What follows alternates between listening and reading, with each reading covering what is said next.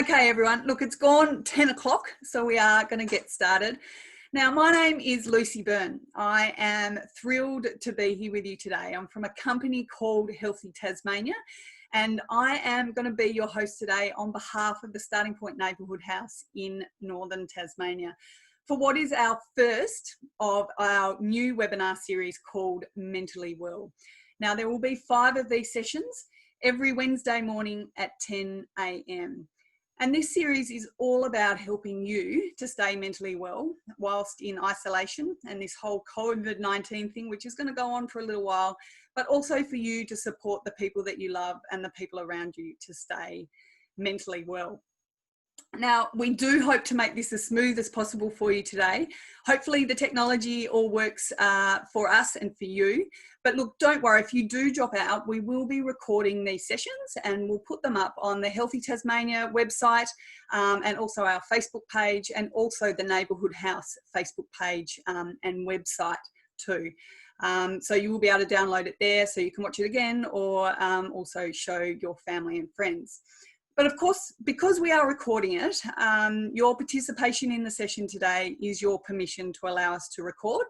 But remember, we can't see you. You can only see me, and soon you'll be able to see our special guest, Jenny. But we are really keen to hear from you. But you can do that anonymously if you would like to. So I've already got people chatting to me in the chat box, which is great. And we also have a Q&A box.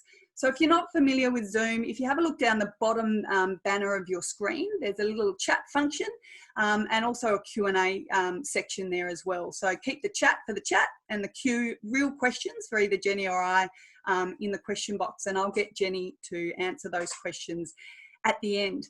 Now, how these sessions are going to work is they're going to be about 45 minutes in length, but we will have time for questions at the end. Now, today's session is, one of our favourites and something that we talk about at work all the time, and I talk about at home with my family, and particularly in stressful times, of how important it is to have a laugh. And today, our first session is about laughter is medicine. And now I'd like to invite Jenny, our guest speaker. Jen, if you could turn your video on. Here she is, and oh, look. Hi, Jen, and we need you to turn your microphone on too, please. Of course. Sorry, I was just doing my hair.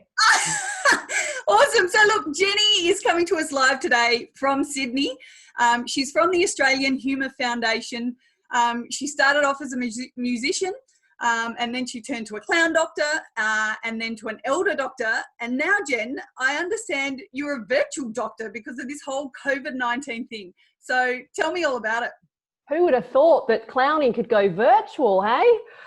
Yes, absolutely. Thank you for the introduction, Lucy. So great to be here. That's the first thing I want to say is I'm so delighted to have been asked to come and speak for you all today as part of this Mentally Well online project. What a great initiative. And I hope it spreads and people hear about it and we can have some of that in Sydney.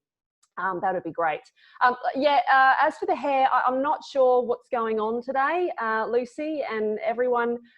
Is it just me or is there something up with my hair? It's certainly up, Jen. Nice work. See what I did there? Yeah, if my kids were here, they'd be rolling their eyes at me right now. Yeah.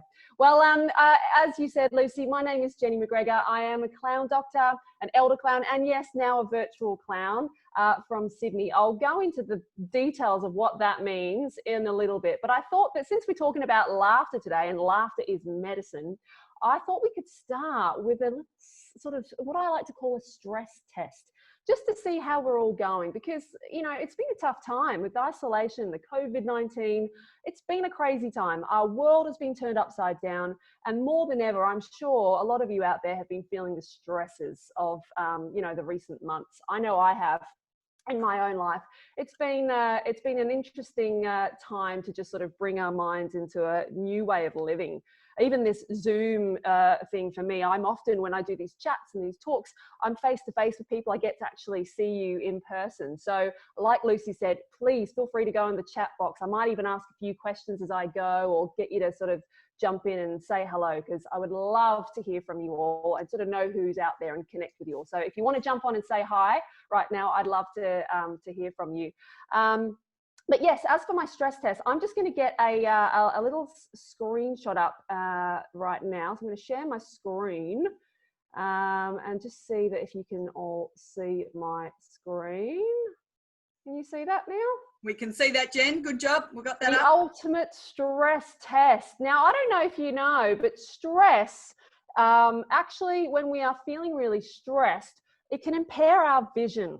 And so this test today, we're just going to sort of see where we're all at as we start the day today, see how we're all feeling, see how we're all going. So what I'm going to do is I'm going to, in a moment, place a slide in front of you. And what you should see is a picture of two dolphins. They should appear identical, as it says here, when viewed by a stress-free individual. Anything significantly different in the picture indicates stress. So before we start, I thought maybe just to sort of get us in the zone, if we could all just sit up in our chairs, wherever you are, nice and straight, and we're going to take 3 deep breaths together. Maybe release some of that stress. Here we go. So take it, follow with me. We're going to take that first deep breath in now. Ready? In and out. Beautiful. One more time. In and out. I said 3, so we're going to go one more time. In and out. Beautiful. Okay, I'm going to bring up the next slide for you all. Like I said, it's a visual stress test. Let's see how we go with this. I think I'm stressed, Jenny. I must be stressed. Oh, Lucy, I think I'm a bit more stressed than I thought. Hold on a minute. I'm not quite sure. Wasn't it supposed to be 2 dolphins? Did you change the slides around, or is this? I'm not sure what's going on. Touch your slides. I didn't touch your slides.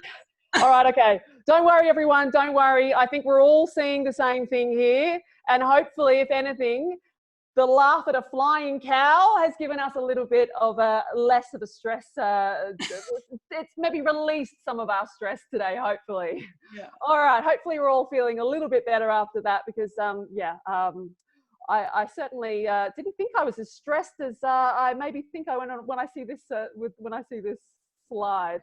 Now, I'm just moving on here because I wanted to sort of give you a little bit of a background as to who I am, because I haven't really introduced myself properly. So my name, shall I maybe just go back so you don't have to, can everyone still see my face, Lucy? No, so we're still on the slide. We've got a pretty picture of you being a clown. Oh, me being there we go. There we go. I'm back again. Yep. Oh, how are we all after that stress test? I'm feeling a little silly now. No, I will put my serious hat on. I've got my not so serious hat on. It's my gift hat today, but I will put my serious hat on today because there actually is a science behind laughter. But a brief background for me, in case you're wondering sort of how I came to being a speaker today and how I came to being a clown doctor. Briefly, I grew up in Scotland and I did an arts degree over in London. And when I was doing the arts degree, that's when I started to fall in love with comedy. I wrote a few skit shows for stage. One got nominated for the Edinburgh Fringe Festival. Did a few shows over there. And then I relocated to Australia because I married an Australian. And when I was out here, good old Australian, and when I was out here, I started to work with kids shows, touring with hosting shows like Bob the Builder and New McDonald's Farm. And I toured the east coast of Australia with Barney, and that actually took me to Tasmania. It's the first and the only time that I've been there. So my memories of Tasmania are me dancing around on stage with a purple dinosaur. Very good times. But I actually loved it. It reminded me a lot of home, Tasmania, with Scotland and the green, a little bit warmer actually, even though you might think, hold on, it's not warm in Tasmania, but compared to Scotland, it's a little bit warmer. And so when I was thinking about doing this presentation, I was thinking about telling you my story, and I thought, should I skip the next part of my story or shall I tell you? And I've decided I think I should talk about the next part of my story, because even though we're talking about laughter and my job as a clown doctor and elder clown, we are talking about real life here and how to implement that laughter in our lives. So my journey after that was my husband and I went on to have a child, our first child. And it was a very tragic event when he very suddenly passed away when he was 1.5. And it was a really, really tough time in my life in terms of, you know, really not feeling like there were going to be many bright days after that. And really that was a time in my life when I didn't think I was going to have much laughter again. And so I will kind of come back to that, circle back to that towards the end, and about how laughter was important during that time. But that was sort of what led me on the journey to become a clown doctor, because I thought, well, how can I combine my love of comedy and performing with also helping people and making a difference, and maybe connecting with people that are going through the same sort of thing that I had been through. So that was when I auditioned to become a clown doctor, and I got through the auditions and I became Dr. Dottie, as I showed you on the screen. So there's Dr. Dottie. I'll just bring her up again. And Dr. Dottie goes into hospitals and entertains seriously ill children all around, you know, the major hospitals of Sydney. And it's a very, very rewarding role. This is me as a supermodel as well. It's one of my other roles. Oh, hold on. Did I say supermodel? I meant stupid model. Sorry, stupid model. I get that one confused every time. Super, stupid, you know, same. So this is Dr. Dottie. And I spent about 7 years working as a clown doctor and, you know, seeing pretty much all there is to see in the hospitals, and, you know, how we can use humour in the hospitals, and where it's actually, you know, you might think, well, hospitals is not the sort of place you're going to find much fun and laughter. But actually, when the clown doctors are around, you would be surprised at how much fun and laughter there is to be found in these, you know, environments, and how much it's needed and how much it's valued. So I really enjoyed my time as a clown doctor. But slowly, about 5 years ago, I then morphed with the same company, the Humour Foundation. I morphed into my role as an elder clown. And this is me as Bonnie, the elder clown, where I dress up in this 1950s style tartan dress, and I go to aged care facilities and I work with residents with suffering from dementia. A lot of what I do as an elder clown involves music. So here I am back again, hello. And I am a musician as well, and it's quite good with the elderly population to use music, because it can kind of bring them back to their era. And I'll talk about that again a bit later, about the play, but the play of music can then lead us to laughter, because there actually is a journey to laughter. So as I said, I am a musician. I play a little guitar, literally a little guitar. Sorry, I've got to stop with the bad dad jokes. I can't help it. I actually do play a little guitar. Well, actually, technically it's a ukulele, and I'm going to bring this out at the end, hopefully, for a bit of a sing-along session. Hopefully, if I can make sure we finish on time. So that's sort of me in a nutshell. And as Lucy mentioned, since all of this has been happening with the COVID-19 and the lockdown and isolation, we have now morphed into virtual clowning. So now on a Wednesday, I go to facilities and I, you know, do the Zoom clown, well, I clown through Zoom, a little bit like what I'm doing here. And we have an iPad that gets taken around, and it just means that we're sort of keeping up that connection. So important right now. So, oh, no, here we go. No, Dad, I'm just seeing some of the chat that's coming through. No, keep the dad jokes coming. Thank you very much. That was from Joan. Thank you. I hope I've said that right. I do love the dad jokes. There might be a few more to come, but I'll try and keep a bit of a lid on it that way. I'm sort of trying to see some of the chats and also keep going. But for someone who grew up in Scotland, you don't sound very Scottish. That was Ambrose. Yeah, I know. The Scottish accent just got knocked out of me. But if I'm feeling like it, I can put the Scottish accent right back on, you know what I'm saying? Like, I just need to eat some haggis and do the Highland fling, and I'm right back where I started. How's that? Very good. There we go. So, brief overview of the Humour Foundation, who I, you know, am being represented by today. We basically, you know, it says here, we bring laughter to where it is unexpected but most needed. So, as I mentioned, you can see down the bottom our 4 programs. We've got the Clown Doctor program, which I mentioned a bit before. We've got, I think, around 68 clowns all around Australia, going into hospitals all around Australia, doing the what I was talking about, entertaining seriously ill and sick children. And then the Elder Clown program, where we go into aged care facilities. We've got the Laughter Boss program, which is where we sort of train staff from aged care facilities, and also where we will help loved ones that are caring for residents suffering from dementia, and give them some tips and tools about how to use humour with their loved ones. And then our Laughter Works program, which is sort of where we give talks and things, a little bit like what I'm doing today. So that is the Humour Foundation. I've rushed through that now. Laughter. Here we go. It's what we're talking about today. What is it good for? I have managed to find this lovely picture of me when I was younger, having a good old laugh on the beach back in Scotland. Looks about right, doesn't it? The weather in Scotland. Here we go. Laughter. So, laughter. Believe it or not, actually, I feel like this is the science part. I might need to put my glasses on for this one. It's horrid. I'm just gonna pop them on because I want to look a bit more intelligent whilst I'm, hold on a minute, sorry, wrong ones. Sorry, here we go. Oh, kids, they've been going through my glasses collection again. Hold on, here we go. Here we are. Oh yeah. There we go, how's that? I kind of match mine. Oh yeah, they make. I match yours now. Oh, hold on, I've got an itch in my eye, excuse me, sorry. It's got something in there. Oh, there we go, sorry about that. What was I saying? Oh, intelligent, that's right. So now I've got my glasses on. Sorry, excuse me, I'm just getting a call. Hello? Yep. You want me to put a stop on the bad dad jokes? Okay, all right, I will do. Yeah, I'm sorry. I can't help it. I've got to talk about laughter and, you know, all right, yep, no problem. All right, no problem. Bye. Sorry about that. Oh, that was the pig, just so you know, wasn't me. All right, that's a stop on the bad dad jokes. Right, so I'm going to share my screen. Here we are. Laughter.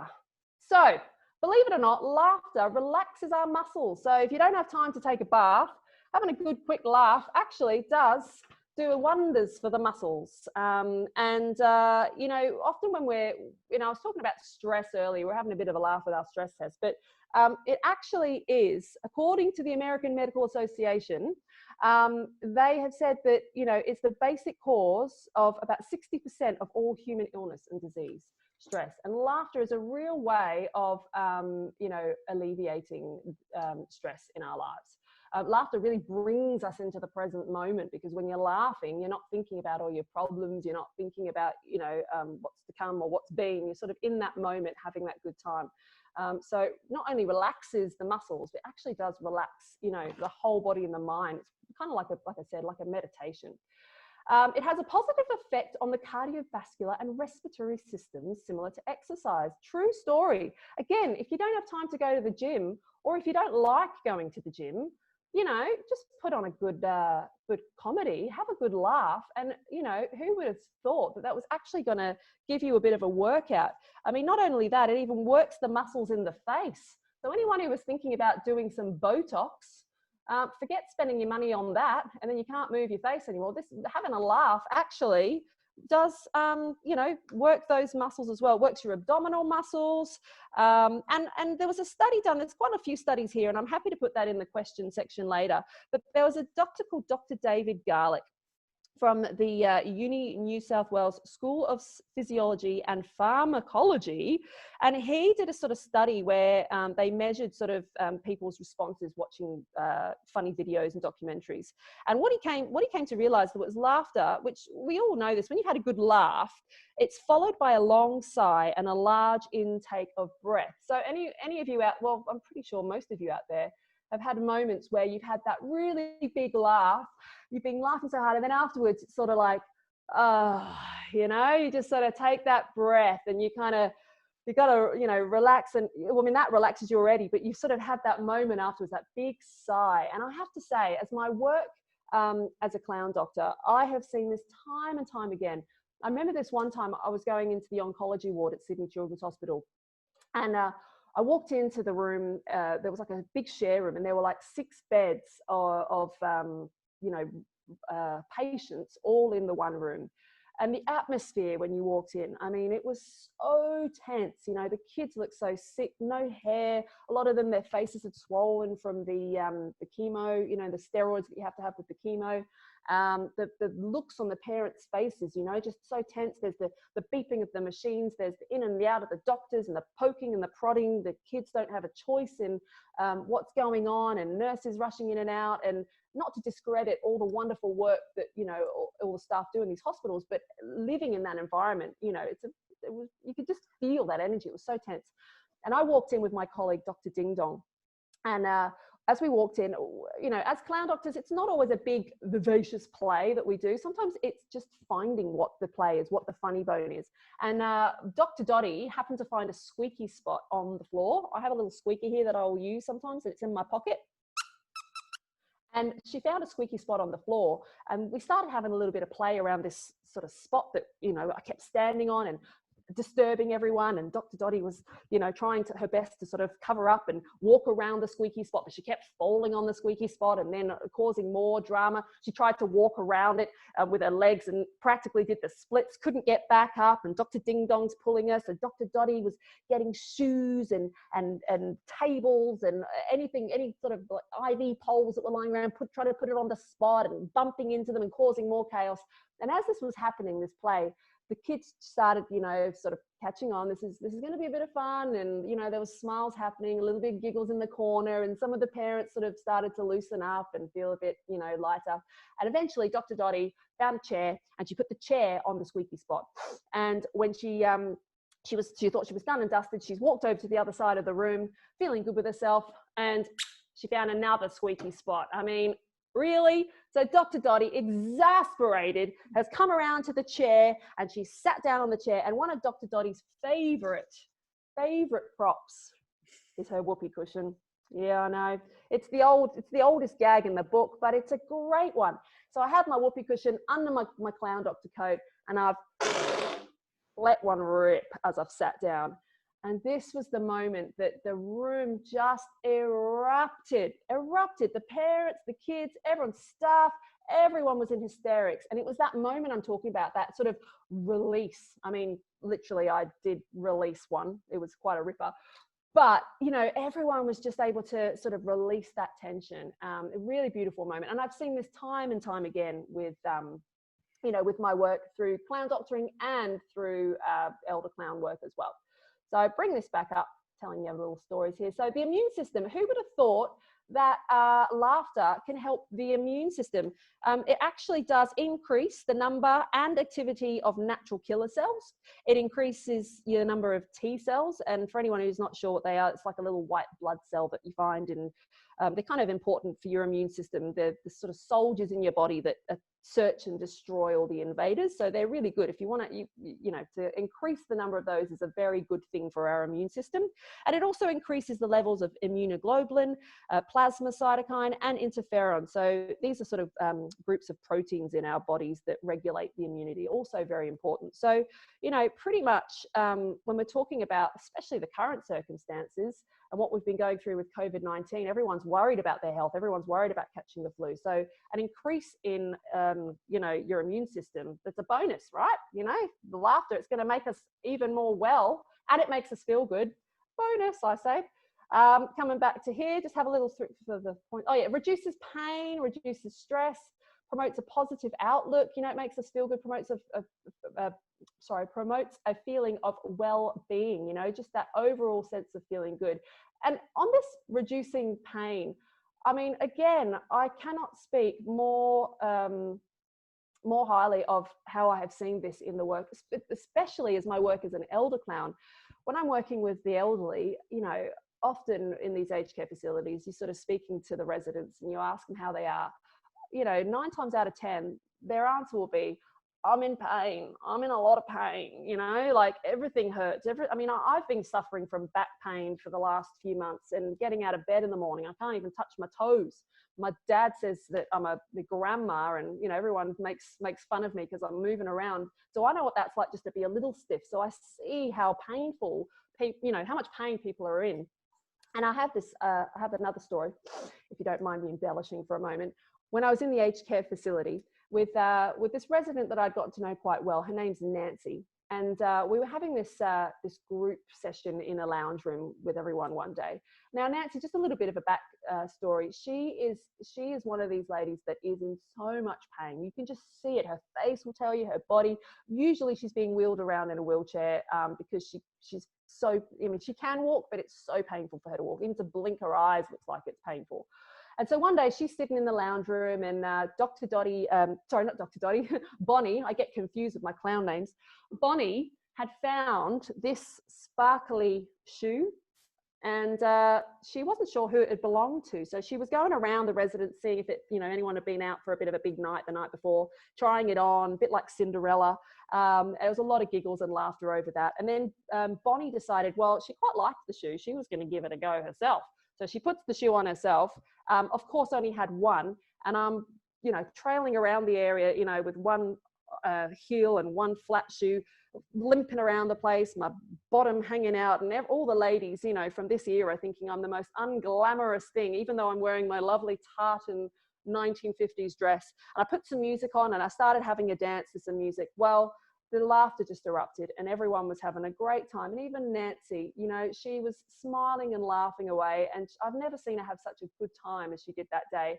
And at the end of my session, I sort of went around the group and I sort of took my hands out to have a bit of a dance with everyone, and some of them might sit in their chair and have a bit of a swing of the arms. And I got round to Nancy expecting my usual response that she would be in too much pain, and she was having such a good time, laughing so hard. She stood up and she took my hands and she started dancing with me, and she danced more than I have seen any resident dance before. She was swinging. She even wanted me to spin her around. And this is a lady who can hardly walk.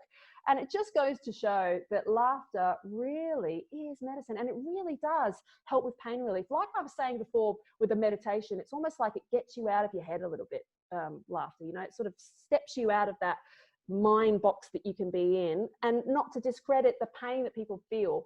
But, you know, sometimes when you can step out of that for a moment and just be in the moment, be present, hence the present. Get it? Sorry, last bad joke.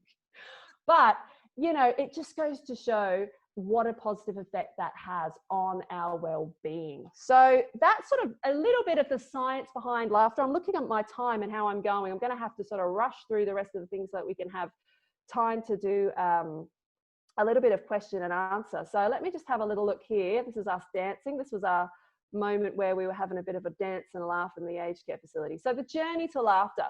This was something that I was sort of touching on earlier, but I have found in all my years of elder clowning and you know, my years of being a clown doctor as well, that there really is a journey to laughter. And the journey to laughter, it says here, laughter is the shortest distance between two people.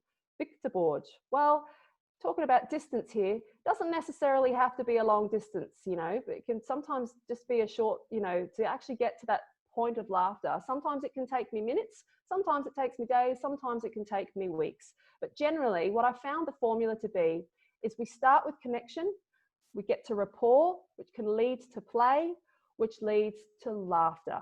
And this, I think, we can all sort of connect to this in, even without, you know, the idea of clown doctoring and elder clowning in our own lives. When you've had a really good laugh, usually it's with someone that you're really connected with, or you're in a moment where you're feeling really connected.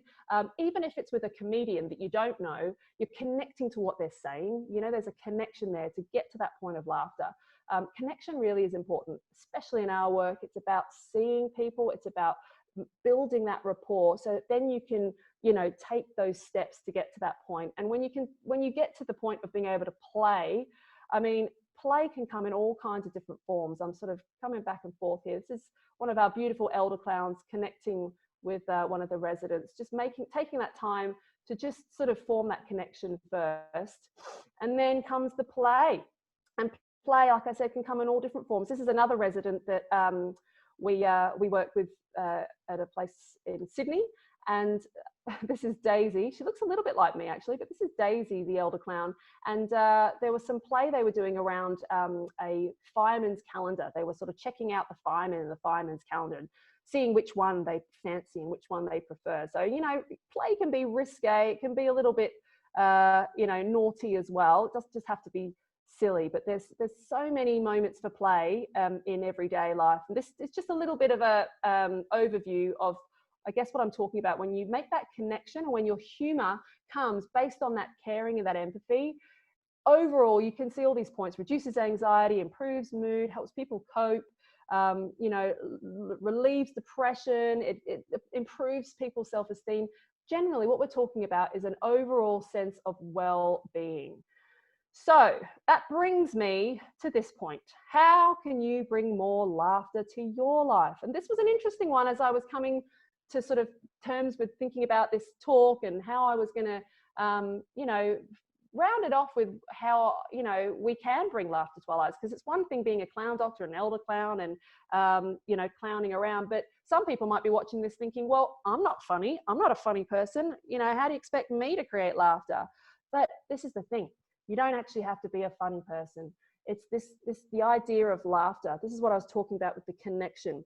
Once we get that connection, you know, there's always play, no matter, I mean, I had the perfect moment actually the other day when I was thinking about this in my life. I was thinking, how have I brought laughter to my life recently? How have I, you know, and have I been conscious of that?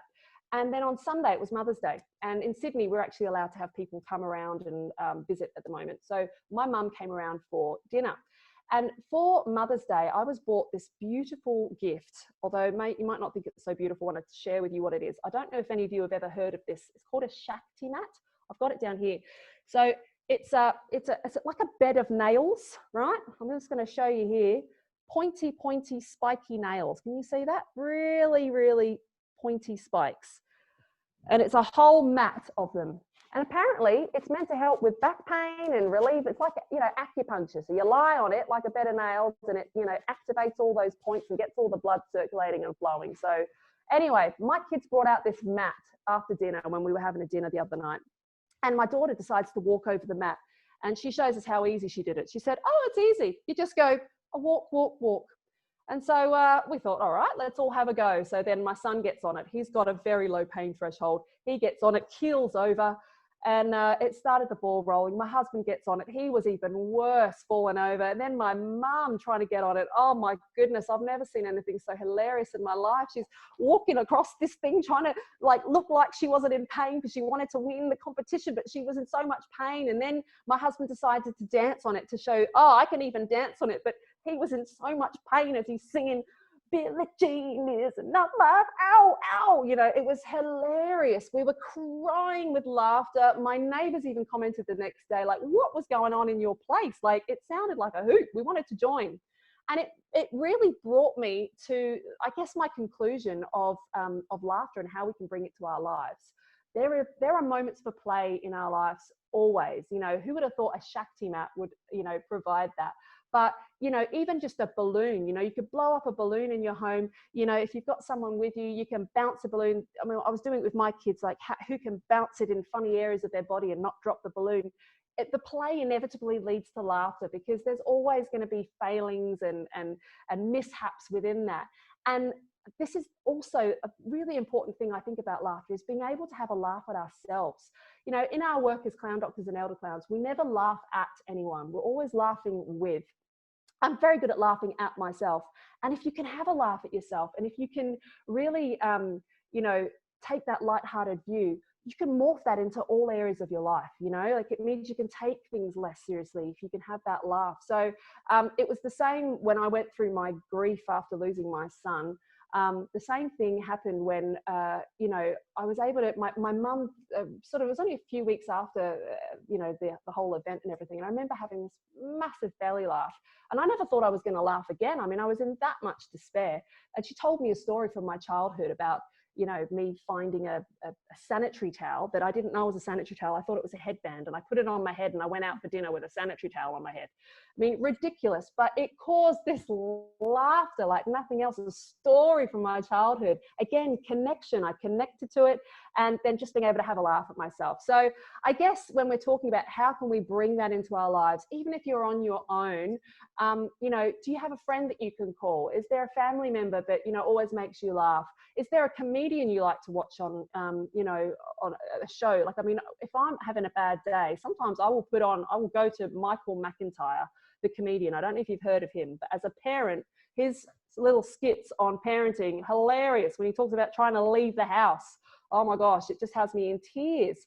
Or, you know, sometimes even the play, when I'm talking about play, bring out a board game if you do have someone at home. You know, even a game of Monopoly, the play can lead to laughter. There's so many there's so many opportunities. Washing the dishes, the bubbles, there's, you know, everyday life, making a cup of tea, you know, if your spouse is there or whoever's in your home, you know, there are moments for play around, you know, anything you sort of do from day to day, there are moments of play which can also lead to laughter. So I guess that was the point I wanted to leave you with, is that maybe I would like to encourage you over the coming weeks and months as we're going through this whole isolation process to just look for those moments of play and those moments, you know, of laughter in your life that you maybe weren't as open to before, because they are there. They're just hiding in the background. Now, I know I've gone a little bit over time. I've had to sort of rush through a little bit, but I was hoping to conclude today with a song, since I do like to play a little guitar. So I went to the effort of learning. I'm only going to do a small section of the song, but I thought I'd learn a song that everyone would know. And it's Whitney Houston's I Want to Dance with Somebody, except I thought today we could change it to I Want to Laugh with Somebody. See what I did there? I changed the lyric of, yeah, you got it. Okay, great. So I thought maybe I could sing it with you, and you could sing along with me wherever you are. Have a little sing along with me, because I would love to think that we're all in this together, having a little bit of a laugh today. And yeah, I would. I'm just going to get my lyrics up here. Here we go. I wrote it down. Can you all hear that? All right, here we go. So when we get to the chorus, it's I want to laugh with somebody. Sing it as loud as you want, or you can even just dance if you feel like it. But I would love to think that you're all singing along and bopping along with me today on this Wednesday morning as we embrace the joy and the benefits of laughter. Clock strikes upon the hour and the sun begins to fade. Still enough time to figure out how to chase my blues away. I've done alright up until now. It's the light of day that shows me how. But when the night falls, my loneliness calls. I want to laugh with somebody. I want to feel the heat with somebody. Yeah, I want to laugh with somebody. With somebody who loves me. Oh, I want to laugh with somebody. I want to feel the heat with somebody. Yeah, with somebody. With somebody who loves me. One more time, here we go. With somebody, I want to feel the heat with somebody, yeah. Oh, I want to laugh with somebody who loves me.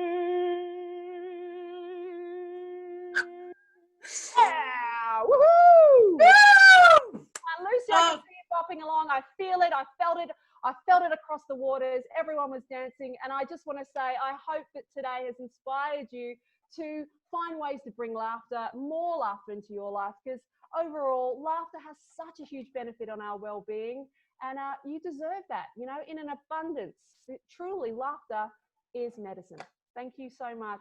Thank you so much, Jenny. Look, that's been a fabulous session today. On the chat box, we've got clapping and singing. We had one participant who was playing along with her husband.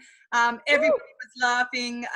You know, everybody's just so appreciative of what you've done for us today, Jenny. So we've got a couple of minutes. We've got lots of clapping going on. Thanks, everyone. I'm sorry, I was trying to rush through my talk and I couldn't get to all of the talks there, but I'm seeing all of it now, having a look. It's great. I have got one quick question for you, Jenny, that came in from Kayleen, which is, what do you do when you are on your own to help yourself laugh? So a lot of what you've talked about is being with other people, but what can you do for yourself to make yourself laugh if you're having? Absolutely. Yeah. Well, like I was saying, you know, if you've got like, if there's a friend, you know, usually we've got one friend in our circle that, you know, is going to make you laugh. And, you know, if there's somebody like that or a family member, you know, give them a call when you're feeling down, you know, you just have a, you know, make sure you connect with those people that you know in your life, you find funny that, you know, that stimulate you. If you don't have friends that you can connect to, like I said, a comedian or a show. I mean, I often go to Friends. I mean, that's always my go-to. If I need a good laugh, I'll watch Ross from Friends and have a good old laugh at that. Or, you know, you can even think, you know, for me, I've got a lot of good memories from, you know, my whole life. And so sometimes going through your old photo albums and remembering old times and, you know, or remembering funny stories, you know, just bringing yourself into that. But if you want to be present in the moment and you're on your own, having a dance, putting on some music and having a dance, you know, you might say, well, that's not going to make me laugh. But you can have a dance in front of the mirror, and sometimes you will end up just laughing at yourself because you're just, you know, you're looking at yourself. Here I am on my own, you know, look at me, sad old me in my own, and in front of the mirror dancing to, you know, maybe one of your old childhood favorites. Mine would be E17. I can't believe I've just admitted that on this and we segment. are recording, remember, Jen. I know. What have I done? What have I done? It's released. Nettie, no, I was big Nettie has suggested that looking at YouTube videos is a good way to do it too. And I know a lot of people that have their kind of favorite YouTube videos. Yeah, so whatever is your go-to, you know, just, you know, I mean, I'd encourage you even right now as we're just sort of finishing off, maybe, you know, for those of you that feel like it, type in some of your favorite things that make you laugh, you know, just a few words or, you know, or more, you know, it might just be a fart, you know, a fart cushion. I mean, who doesn't love a good fart joke? It's hilarious, you know, or, you know, there's so many things that can make us laugh in a day. And maybe if we sort of can brainstorm some on the chat session, we can have a little look, and it might even, you know, spark our memories on some of the things that make us laugh. We've all got a different funny bone. But it's why I wanted to talk as well about the journey to laughter, because a lot of it does come from that play. So, you know, if you are on your own, find ways that you can play. You know, there's so many ways that you can bring play into your life. Okay, look, thank you so much, Jenny. We're going to have to wrap it up. You've got a fan in Crystal who also likes E17, so that's good. Yes, Crystal. Everyone, we're so grateful to Jenny. So thank you to you and the Humour Foundation. We will be back again live next week, next Wednesday at 10 a.m. And it'll be a bit of a different pace session, but it'll be around mindfulness. And we've got Rosie Green joining us then. So we'd love to see you all next week at 10 o'clock. If you've got any feedback for us, please send that through on our email, which is admin@healthytasmania.com.au. I'll put that into the chat box in a sec. And look, we are just so grateful to have so many people along today, and really thrilled to be partnering with the Starting Point Neighbourhood House and their full team up there. Thank you so much to Nettie and all your colleagues up there at the Neighbourhood House for all the great work you do for the community. And come on, Tassie and the rest of Australia, let's stay mentally well through all of this. We will see you next week. Thanks so much. Bye. Bye, Jen. See you, everyone.